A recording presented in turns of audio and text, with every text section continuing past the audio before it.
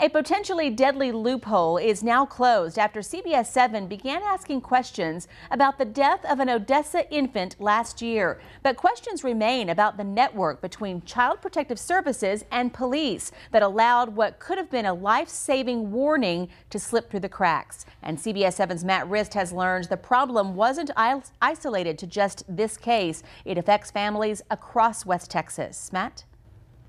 Tatum, when baby Jeremiah died just 12 days after a CPS investigation was opened, we looked at these arrest affidavits, and something just didn't add up. Why didn't police know about abuse in his home, and could his death have been prevented? Baby Jeremiah was just 7 months old when he died, sleeping in his bed last November. Tell us a little bit about what you remember about baby Jeremiah. His smile. And the cutest dimples. He would love to smile. Arrest affidavits reveal baby Jeremiah suffocated after his mother's boyfriend, 20-year-old Caleb Givens, wrapped the child up so tightly he could not move. It's a struggle, but with God's help, we get by. It makes you appreciate life more.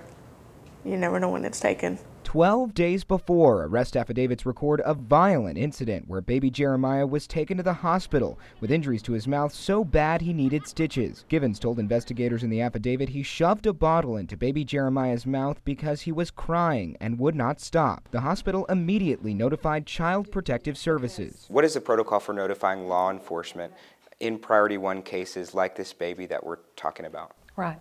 So reports of abuse, neglect go into our statewide intake hotline, and when they receive a report, they email out the report to the appropriate law enforcement jurisdiction. But it turns out those emails are leaving children's lives to chance, because in some cases no one's getting them. Through a public records request, CBS 7 found that CPS did send 2 emails to police. Yet for days, Odessa police said they'd never received those emails. We were never made aware of the injury to the child until the 27th, the day the child died, when we were doing our interviews. It was only after CBS 7 continued pressing that investigators looked a little harder and found the critical emails sitting in a spam folder, never logged into the system. What do you think could help here? Phone interaction instead of emailing.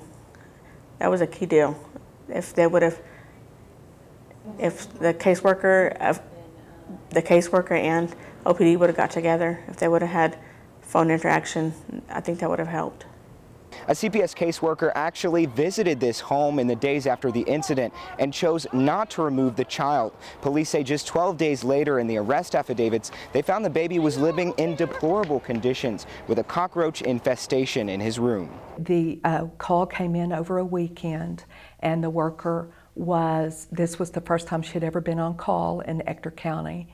And she didn't, although law enforcement had received a copy of the report, she didn't make a call to law enforcement. Was her not making a call, was that technically outside of protocol or what would normally happen? Well, the protocol is that the statewide intake emails the report to the jurisdiction.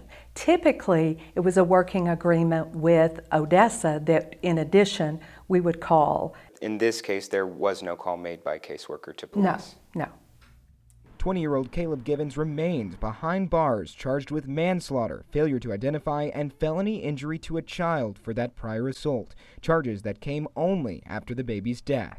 Something else needs to be done. I mean, we could save other kids from having this harm done to them.